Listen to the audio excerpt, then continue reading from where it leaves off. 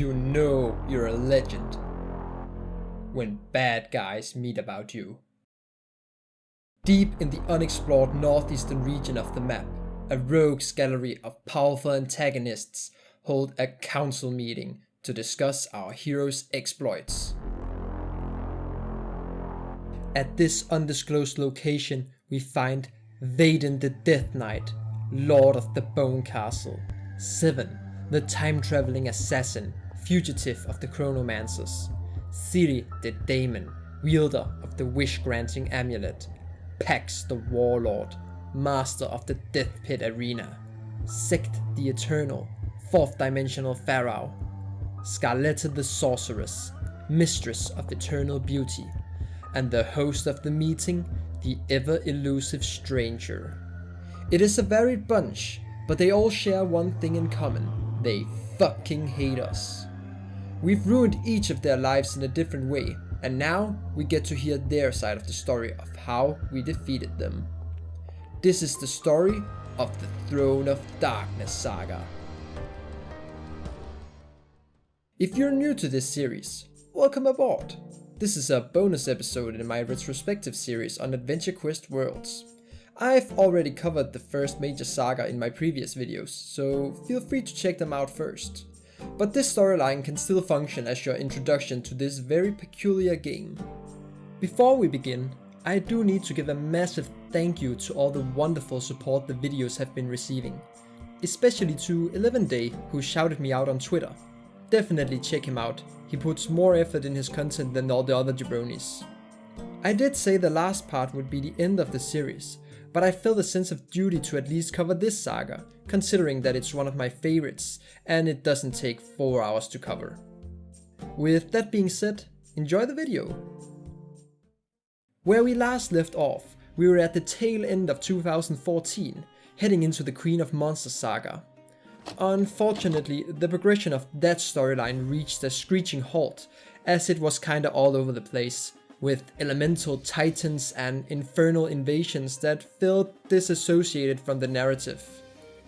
I'm going to elegantly skip that and jump straight to 2016, where that saga was put on hold to make way for an all-new storyline directed by Artix himself, co-created with Mehmet, the co-leading developer of the game. That's very significant, considering that Artix's attention was more focused on the alpha version of AdventureQuest 3D. At this point, Alina had taken the role of the game lead, and most of the original crew were focusing on other games. Artix had apparently been holding on to the idea of this storyline for more than a decade, but the time finally felt right to introduce it to AQW Worlds, and oh man, were we in for a treat with this one. Our story starts at the aforementioned Throne of Darkness castle, as the 7 villains each take turns introducing themselves. These are all new characters that we have no relation to, and that's because this storyline will be from the point of view of the antagonists, after we've already defeated them. They will each tell the tale of how they came to meet us, so we get to play through their storyline as the adversary. With that in mind, our character will have very little to say because it is an unreliable retelling of the actual events, which will lead to many subversions along the way.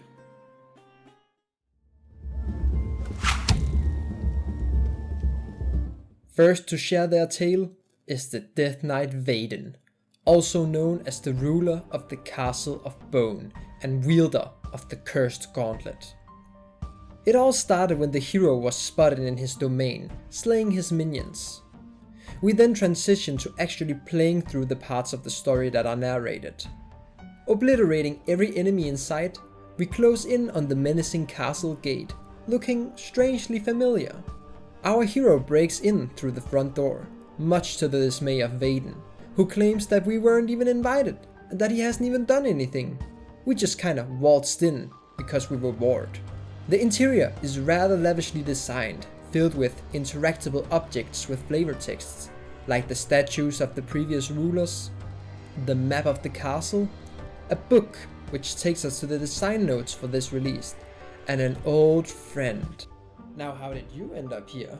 Smashing everything in sight, including the previous rulers' corpses, we learned that Vaden wasn't the one who built the castle, but became trapped inside as the regent when he defeated the previous lord of the castle. You see, Vaden was much like us when he originally broke in. Young, adventurous, loot-crazed, and an absolute sociopath. And if that last part doesn't sound right, the hero then proceeds to go to the banquet hall, thrash all the tables, and kill the staff, including the head chef, simply known as the Butcher. Like, that wasn't necessary. Why did we do that? Oh, but it doesn't end there. We then proceed to steal all of Vaden's shiny treasure. Not the taxonomy hits though. Sully his paintings depicting his life before and death, and clearing out the dance floors filled with Grateful Dead fans by playing Hive Mind's worst song bracket tier list. Thirsty Thursday. The horror. We finally reach the location of Vaden, holed up inside his bedroom. And as we see his abandoned helmet on the bed, we hear a rather large flushing sound from the adjacent room. Apparently, Vaden was taking a shit on his 1:1 scale toilet recreation of the Iron Throne for Game of Thrones, and now he has been alerted to our presence. He flushes himself down in a desperate attempt to escape. Stealing his helmet, Vaden's appearance changes at the council meeting. This is one of my favorite running gags from this saga, because every time something in the past happens to the villains, they will nonsensically reflect that in the present. We give chase and land in the sewers surrounded by We don't want a Teenage Mutant Ninja Turtle. Emerging out in a pink rainbow forest of all places, we come to learn that the castle is a growing organism that feeds on death. So this is part of the untouched previous region. Distracted by the surprise of our surroundings, Vaden gets the jump on us, getting his helmet back and subjecting us to the torment of Snuggles the Torturer. But not before we inform him of our goal. Believe it or not, we are here to save Vaden. But how are we gonna do that without becoming the new trapped ruler? Felling the foul beast, we commit more dubious acts by thrashing his Game of Thrones armor collection, killing his pet Draco Lich, stealing his gold, and breaking his replacement limbs, which culminates in the final battle with Vaden. But instead of killing him, we cut off his arm that is equipped with the gauntlet. Sekt adds to the conversation by saying that the gauntlet was a relic forged by none other than Grimskull. The ruler of the castle isn't the one who is trapped, it is whoever wields the gauntlet, because that is the beating heart from which the castle grows out from. Ziri uses his power to fetch a new arm for Vaden, but the only one remaining is an unfitting hawk one. With the story concluded, the villains bicker about who gets to tell theirs next. But by the behest of the shrouded figure, Xeven gets the honor. But before we jump straight into the next story, it is worth discussing the associated bonus releases. Each of the main stories will be accompanied by a member-exclusive edition, and in the case of the Bone Castle, a new NPC appears at the foyer. By killing the Butcher, we've released the untainted spirit of Chef Ramskull, who came to the castle in search of an enchanted cleaver that turned out to be cursed. He wishes to take revenge upon those who reduced him to a lowly butcher, the twin Death Knights, Urod the Gold and Flester the Silver. Our goal is to defeat them at the top of their respective towers. Going through the towers, you won't see anything new per se. It is all retoolings of previous locations and enemies. But you still get to see some fun scenarios, including hunting pots for rubies, freeing captives of the Bone Widow, and of course, battling the reskinned Vaden bosses, which are the keys to the big farm associated with this release, because Urod and Flester each have the 1% chance to drop a piece of their armor. Collect all 5 of them and assemble the equipment. Quite the extravagant release to introduce this new saga, but will the next one live up to this new bar of quality?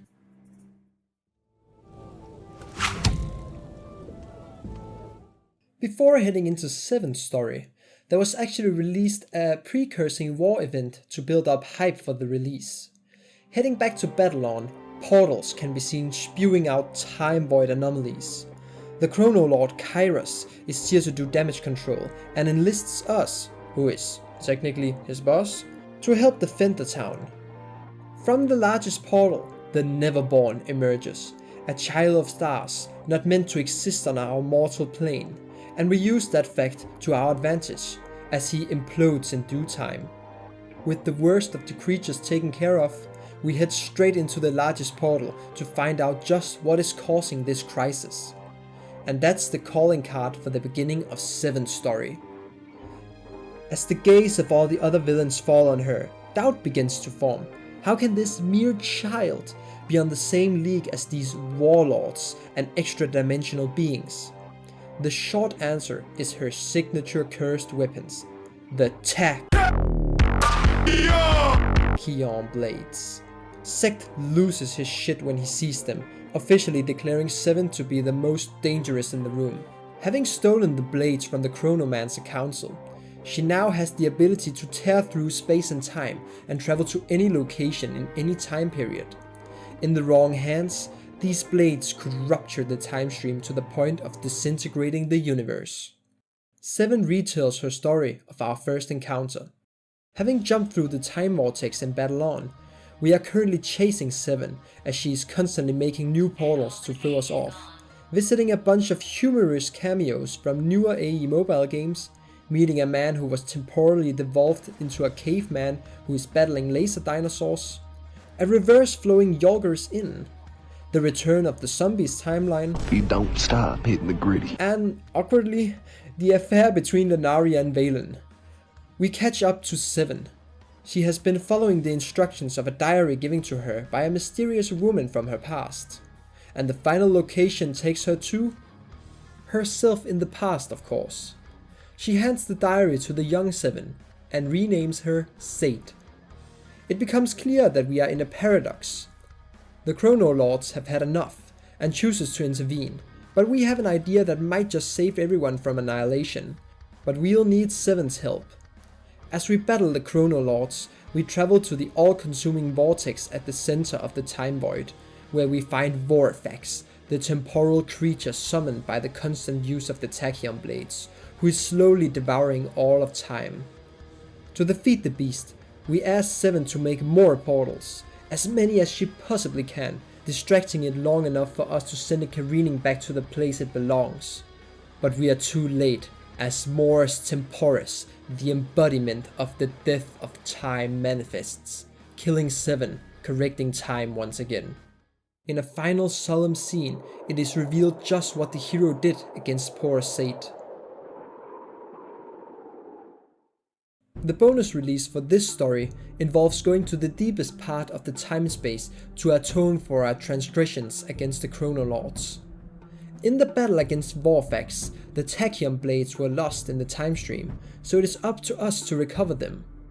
To do this, we will have to use Kairos' Tachyon detectors and follow the trail of particles left behind. It is clear that the giant portal is the source. Strangely, it doesn't match the colors produced by the blades, and it seems to be inactive for now. Going through the green portals, which are one-way entrances, we go to the different regions and search for signs of anomalies to uncover the activation runes for the center portal. Repeating the process 3 times, we finally learn the order in which the scattered crystals have to be activated. The trail leads to the great worm of the Time Void, Svelgur the Devourer. The blades must have been swallowed by this behemoth, and they likely won't be in one piece anymore.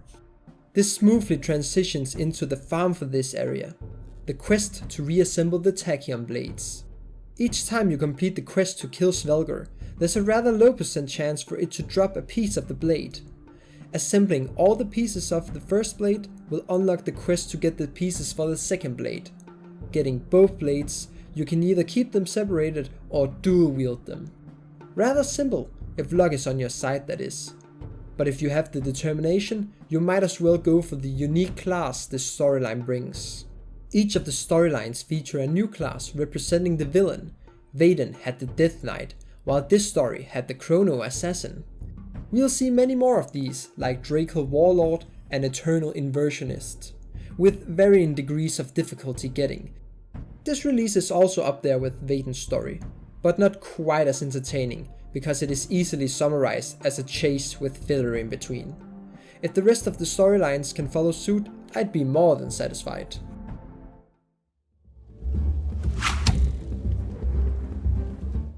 The fans might have wanted to see Pax's story first, But Ziri wishes for his story to win the polls.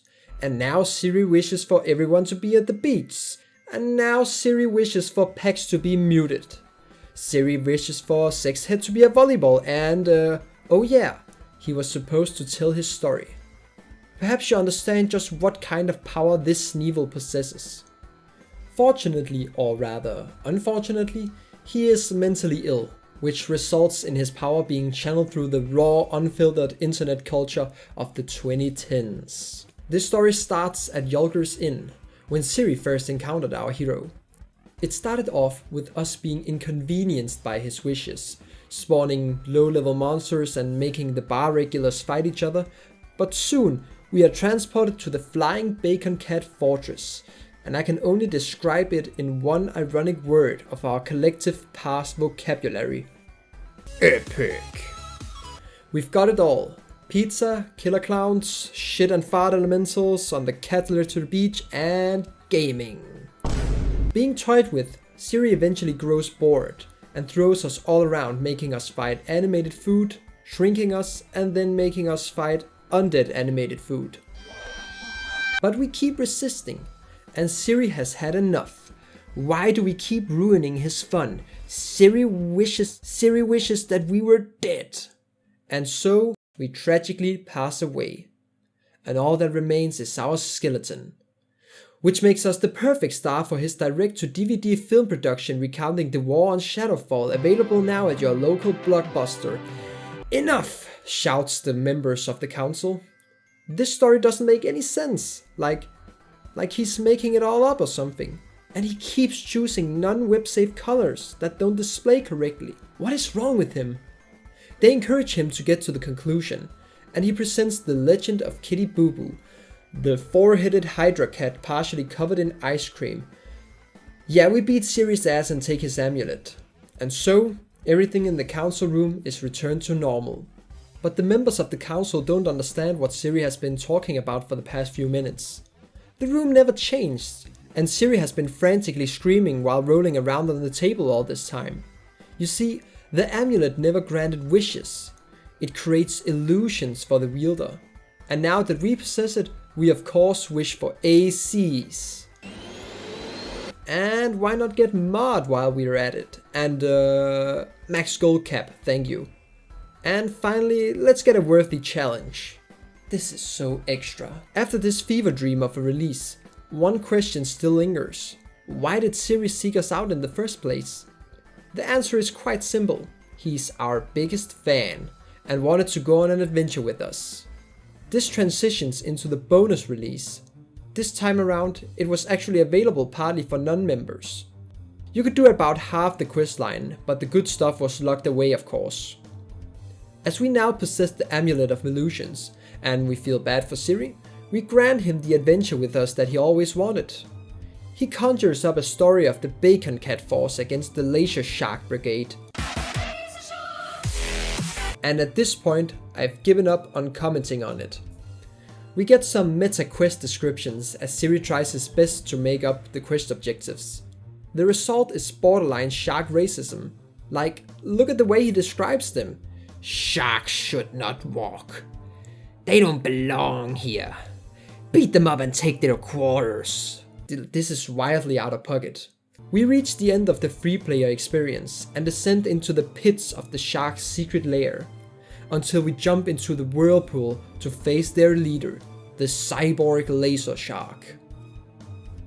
As a reward for our effort, we uncover the Wheel of Bacon, where we can use the tokens we have collected along the way to earn the low drop rate items, along with gaining a lot of reputation to the Bacon Cat faction. For whatever that is worth. I mean, who the fuck would wear any of this willingly? This is such ugly gear. Moving along to the class, we have the Daemon, an excellent farmer for the early game. And the best part about it is that it is literally free for members to use. For whatever that is worth. You bastard! So yeah, it now requires rank 10 in Bacon Cat. But it is still pretty much the meta for fresh accounts because the reputation doesn't take that long to farm. I think you either love or hate this part of the saga. I appreciate the references, and this would have been the funniest thing on earth if I was still 10 years old, living through the golden age of the lol random humor of the internet. But as it stands now, it's more funny because of how surrealist it is in the modern age.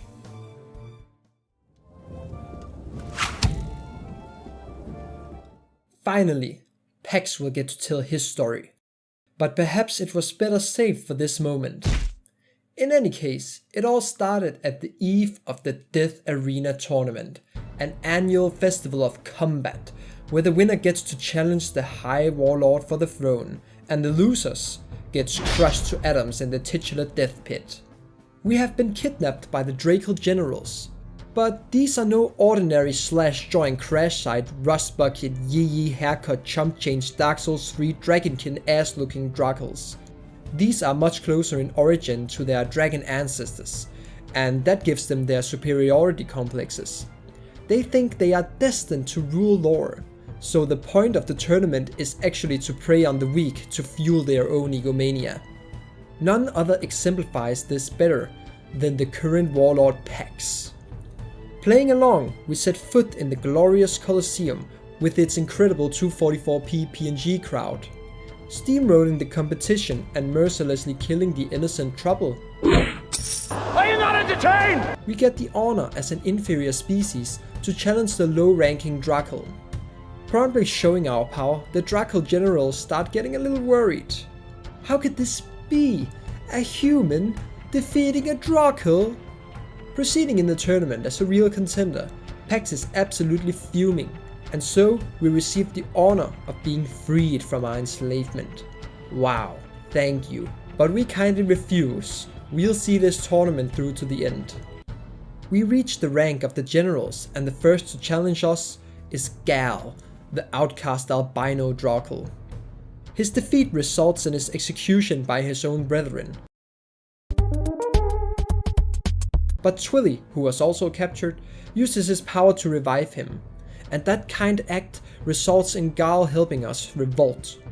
Slaying each of the generals, Pax is the last one standing, but even he falls to us, meeting the same fate as the ones he judged weak. But his cursed artifact reveals itself. His badge of immortality protects him from any harm that might come his way, and because of that, he wins the war of attrition, and our hero is crushed to death. Only through the power of Gaul removing his badge and Twilly tricking Pax does good prevail. As Twilly is crowned the new warlord, he reaches deep within himself to unlock the art of chain lightning resurrection, reviving everyone killed during this tournament. He shows the power that compassion holds, and keeps the title of warlord to teach them kindness, and the strength of giving instead of taking. Pax gets demoted to the janitor of the arena as the council mocks his defeat to a Moglin. Now that Twilly is in charge, we are free to train in the arena and even join in the new competitive format, the Hungar Games, which takes the form of the bonus release, this time even being free for non-members. And that's because this is just a new map for Bloodrot Brawl. Don't get me wrong, it fits, and I bet the PvPers really enjoyed getting a new map, but I still don't care for Bloodrot Brawl. So this release feels very claustrophobic compared to the other expansive maps of the previous stories. It is definitely weaker, but I like the idea at least. A shame the story is so short and nondescript in terms of events.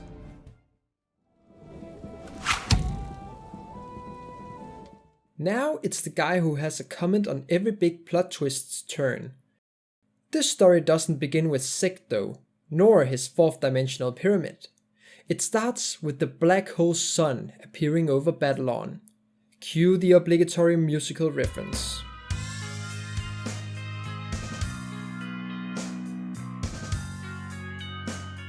Absorbing all the light from the world to power up Sekt's pyramid, the Guardian Watchers come to our aid to stop the unexpected advancement in the prophecy of our demise by Sekt's hands.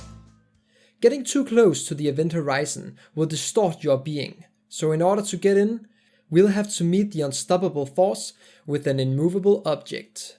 The Infinity Shield is a condensed anti-quasar that can be found at the heart of a structure inside the black hole sun. Battling your way to the top by going downwards, you commune with the guards and battle the Ouroboros-like serpent. With the shield in hand, we start Sekt's story. Being the center of attention, Sekt demands that everyone take this story seriously, because it will be hard to follow apparently. So I'll do my best to paraphrase, because as the young sage puts it, the fourth dimension is time itself. Oh my god, it's Albert Einstein! Yup, we're in for another paradoxical tale. We wake up in a tomb in the middle of the pyramid. We don't know how we got there, or where exactly we are. But one thing is for certain, the first quest is to kill Sekt. Being fourth dimensional, Sekt isn't actually dead after we kill him, because he exists outside of linear events. But we do take his cursed artifact, the Eye of the Old Gods. Without it, he's not going to be able to control the pyramid. With him taken care of, our next objective is to stop the black hole sun. But how exactly? Following the written notes left on the floor, we are seemingly guided on what to do, until we meet the strangest quest giver. You'll never guess who. No, it isn't Brad Pitt. And no, it isn't Sekt's mom either. At least not yet. It's us. We've seen this whole "I'm me, no, I'm the real me. How can you be me if I'm me?" song and dance before, so we just roll with it. The other us repeats the quests that was given to him by the us he is now, and we follow suit. Pulling levers to shift the pyramid in order to advance, we become the us that gave us the quest, and meet a whole other us that pleads with us to remember that the sarcophagus we woke up in has the power to bring anything back to life. This is important because we meet a final version of us that is surrounded by a black fog that erodes us to the bones, killing us. Everything a future version of us has done so far has come true. So are we really going to die? Looking around, we realize that we are somehow back where we started, and we figure out what is going on. We're in a loop, and bringing the bones to the sarcophagus is the key. We do our duty, and have the idea to leave a mark, We've done this quite a few times by now. Are we really going to be the iteration that breaks this cycle? There's only one way to find out, and that's by going back to the room where we fought Sekt. Sure enough, he's there. We know that the orb we got from him controls the pyramid, so surely it will be able to stop the black hole sun, right? Sekt is not phased. The orb acts as a currency, so one alone will not be enough, and more so, trying to reverse it will unleash a deadly plague that corrodes the mind. Are we really ready to die to save our world? Here's the kicker. We already have. The pyramid begins to destabilize as the sun is returned to normal, but that still leaves us with the black plague up our ass, and nothing will be able to stop it. What's worse is that since we broke the cycle, no one is coming to revive us, and this marks the end of our life. But why the hell is the council gathered if we're dead? Well, Sekt's prophecy specified that he needs to kill us. So he tanks the plague to bring our corpse back to the sarcophagus, to kill us another day. Thanks, Sekt. I owe you. And that was the whole linear story of the fourth dimensional pyramid. No bonus releases this time, as the story took 3 whole releases to conclude.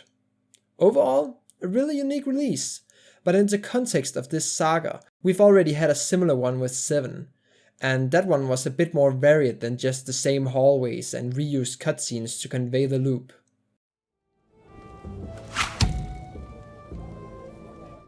It's Scarletta's turn, and at this point, the character themselves just kind of want to get to the story. But some of us like to read, actually. Being the only one left to get visually humiliated by their own story, she encourages everyone to look into her eyes. They are mirrors, reflecting the soul back at the observer, showing them that they're all losers. This story starts with our hero searching for Scarletta's Tower of Mirrors. Rumor has it that beautiful women from all around lore has gone missing, and the tower seems to be the main suspect. The entrance is located inside a labyrinth of hedge mazes. Strangely, there is no tower to be seen, only these strange reverse messages left by the kidnappees. Finding a reflective knight, we get the answer we seek. The tower can only be seen in the reflection of a mirror. Sekt barges in as he usually does, disagreeing. He's seen the tower from above his pyramid plenty of times. So the actual answer is that the tower is located in the mirror realm. Discovering the central mirror gateway, we crack a few mirror jokes and ask who the fairest in the lands are. Scarletta appears, saying it definitely isn't us, but Ziri thinks that we are quite the snappy dresser. Thanks man, I really try hard to get some visual diversity for the viewers. Scarletta allows us access in exchange for complimenting her, and we are promptly sucked into the mirror realm.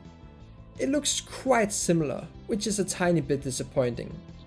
We battle the Minotaur Guardian and embark on the locked tower, but to enter we'll have to play Scarletta's mind games, resulting in us getting trapped inside the tower either way.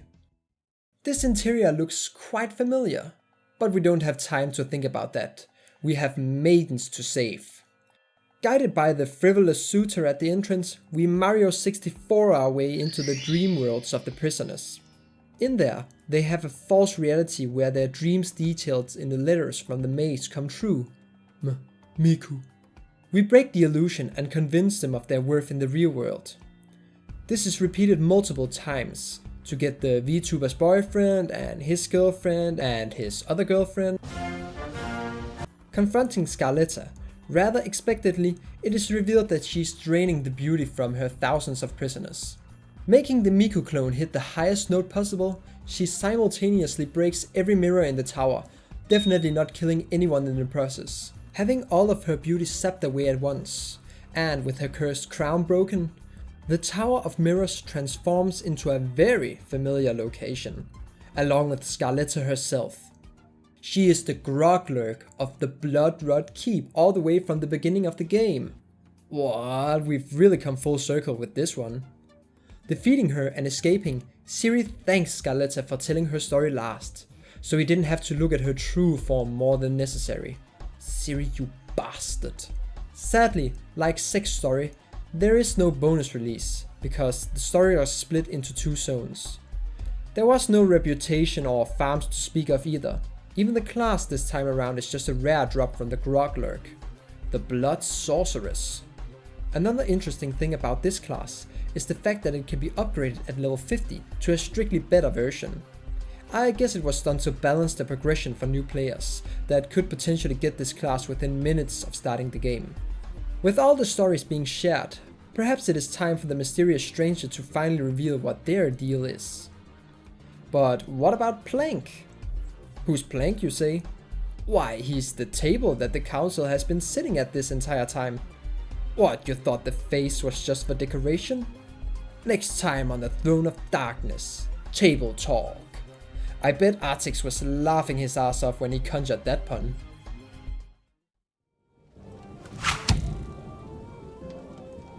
As Plank prepares to tell us his story, he assures us how rude we were not even to acknowledge him all this time. He has been the object of desire for many rulers of darkness, including but not limited to Sepulture and King Deathrix himself. And as a close partner of the mysterious figure, he shall tell the tale of their encounter with the hero and the real reason for this meeting of the minds. It all started when the hero entered the antique shop for all things cursed. Greeted by an awfully familiar stone-cut bust, we are escorted into the haunted warehouse, greeted by Dr. Dryden Darkwood at the other end of the room. He is all ears to appraise the contents of the box we have brought, but we will have to reach him first. And as is customary in any scam shop, you break it, you buy it, even if it attacked you first. This results in us racking up quite the bill of 5 million gold, which is doable with the contemporary gold cap at the time, but accounting for tax, it's 10 million sadly. To repay, we'll need to do a favor, and since there's no dishes to wash, we'll have to acquire an item from the basement, which has been seized by the automatic defense system he accidentally activated. We can find the basement by going out through the back door, which was located just a screen to the right of the main entrance. Damn map design. Finding the cabinet containing the cursed artifact, it's the very robe that we've seen the stranger wear, and as Plank reveals himself, the hero is captured by the lovely Trolloc Scutley. Just what became of us since then? Well, we've actually been imprisoned in this very castle since the beginning of the board meeting. Actually, the stranger even checked up on us an hour before the meeting, and it went a little something like this. Taunting us and leaving us in the care of Scutley, we perform a unique prison-breaking minigame with our bladder getting full as the fail condition. Promptly smashing Scutley, we travel through the dungeon and encounter the other prisoners, being optional fights with mini-bosses of the previous stories. Why do I keep letting them out? They give unique drops, and some of them are even quest givers, like the Chrono Lord from Xeven's storyline. Before confronting the council, we reach a storage room with the cursed artifacts, each belonging to one of the villains. Was the mysterious stranger the one who originally supplied them, or is he just collecting them for his shop? In any case, we catch up with him and promptly give him a beatdown. But this story is supposed to take place before the council meeting started, which means that we have been the stranger all along, which apparently was guessed by the community all the way back at the first release. Go figure. This angers the council, and they all attack us at the same time for spinning them along on this ridiculous show and tell power hour. We just wanted to know their side of the story, and we do admittedly look like a huge asshole at times. One final boss rush later, and we get to explain the actual reason for this charade. We deliver all the cursed artifacts back to their original owners, but at the cost of one simple request. Will you help us defeat the upcoming threat of the heir to the throne of darkness? Plank, who is still here, thinks that we're insane for even suggesting that. What villain with respect for themselves would willingly put themselves up against his previous master? Surprisingly, everyone agrees, even Pex. But they want to know, who exactly are we dealing with here? Well, if you take a peek inside the box that we originally brought to the Cursed Antique Shop, you'll know.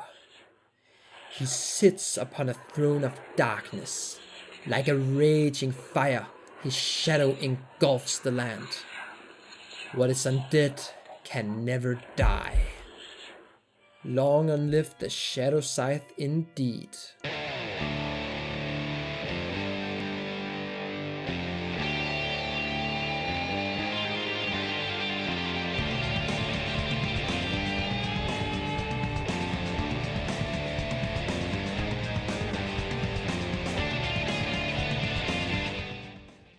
And that is the conclusion to the Throne of Darkness saga. It was all a massive build-up to the future return of Sepulture. But it wasn't about the conclusion in my opinion. It was more about the shenanigans that happened along the way, and the new characters we got to meet. But I'm sad to say that as far as I know, neither the Council nor the Return of Sepulture has been expanded upon to this very day. So I gotta admit that in my opinion, this last story was the weakest one. Although Pex's was also pretty boring. And that marks the end of this bonus episode of the Retrospective. And most likely this series as a whole. I know I said that last time too, but I really want to branch out into other subjects besides AQ Worlds. Perhaps one day, when they make the story order more intelligible, and I don't have a backlog of 20 other games I want to play, I'll do it. But for now, this is the end. Thank you for watching, and have a good day.